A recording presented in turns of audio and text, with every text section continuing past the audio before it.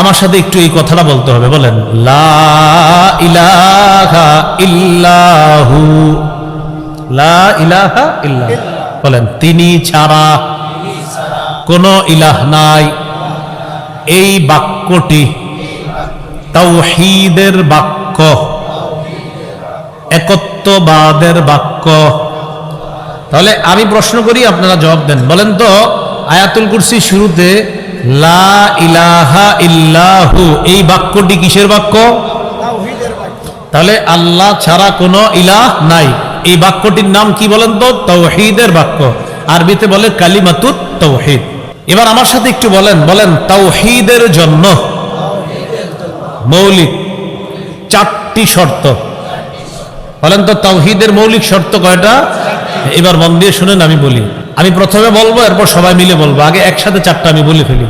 1 number শর্ত, আল্লাহ ছাড়া কোনো ইলাহ নাই, এই বিশ্বাস নিয়ে মৃত্যুবরণ করা। 2 নাম্বার শর্ত, আল্লাহ ছাড়া কোনো ইলাহ নাই, এই কথায় সামান্য সন্দেহ করা যাবে না। 3 নাম্বার শর্ত, আল্লাহ ছাড়া কোনো ইলাহ নাই মুখে বলার পাশাপাশি অন্তরেও স্বীকার করা। মুখে বললাম, অন্তরে হলো না, এটা তাওহীদের শর্ত পূরণ হবে না। 3 নাম্বার শর্ত, মুখেও বলবো আল্লাহ ছাড়া কোনো ইলাহ নাই, অন্তরে বিশ্বাস করা। 4 নাম্বার শর্ত, এই পৃথিবীতে যা কিছু আছে সব কিছুর চাইতে আল্লাহকে বেশি ভালোবাসা। এই হলো তাওহীদের 4টা শর্ত। এবার বলেন প্রিয় ভাইরা, লা ইলাহা ইল্লাহু, আল্লাহ ছাড়া কোনো ইলাহ নাই, এটি কিসের বাক্য? তাওহীদের কয়টি শর্ত?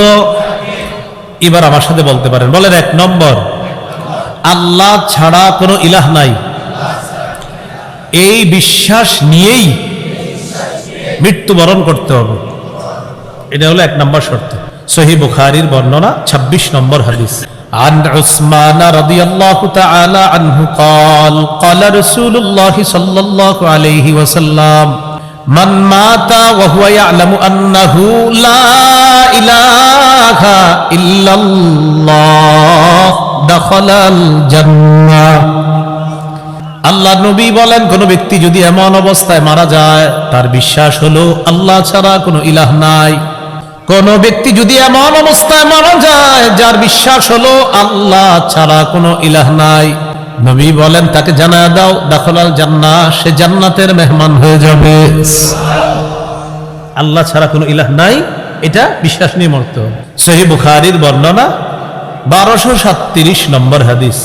জিবরিল আমিন নবীজির কাছে আসার পর রাসূল সাল্লাল্লাহু আলাইহি সাল্লামকে বললেন, বাশশির উম্মাতাকা আন্নাহু মান মাতা মিন উম্মাতিকা লা ইউশরিকু বিল্লাহি শাইআ দাখালাল জান্নাহ।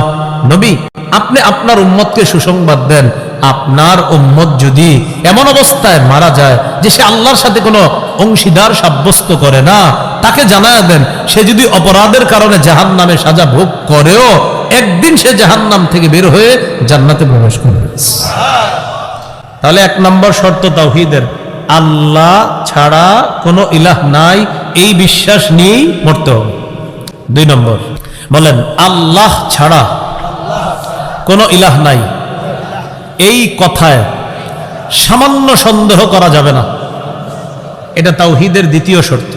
সূরা হুজুরাতের 15 নম্বর আয়াতে আল্লাহ বলেন, ইন্নামাল মুমিনুনা আল্লাযীনা আমানু বিল্লাহি ওয়া রাসূলিহি সুম্মা লাম ইয়ারতাবু ওয়া জাহাদু বিআমওয়ালিহিম ওয়া আনফুসিহিম ফি সাবিলিল্লাহ উলাইকা হুমুস সাদিকুন। আল্লাহ তাআলা বলেন, ইন্নামাল মুমিনুনা আল্লাযীনা আমানু বিল্লাহি ওয়া রাসূলিহি, প্রকৃত ঈমানদার হলো তারা যারা আল্লাহ বিশ্বাস করে, আখিরাত আল্লাহ বিশ্বাস করে, রাসূল বিশ্বাস করে। সুম্মা লাম ইয়ারতাবু, সামান্য সন্দেহ করে না, যারা আল্লাহকে বিশ্বাস করে সামান্য সন্দেহ করে না, যারা রাসূলকে বিশ্বাস করে সামান্য সন্দেহ করে না। ওয়াজাহাদু বিআমওয়ালিহিম ওয়া আনফুসিহিম ফি সাবিলিল্লাহ, যারা জানমাল নিয়ে আল্লাহর রাস্তায় লড়াই করে। আল্লাহ বলেন, উলাইকা হুমুস সাদিকুন, এই মানুষগুলাকে আমি আল্লাহ কোরআনের মধ্যে খাঁটি সত্যবাদী বলে ঘোষণা করলাম।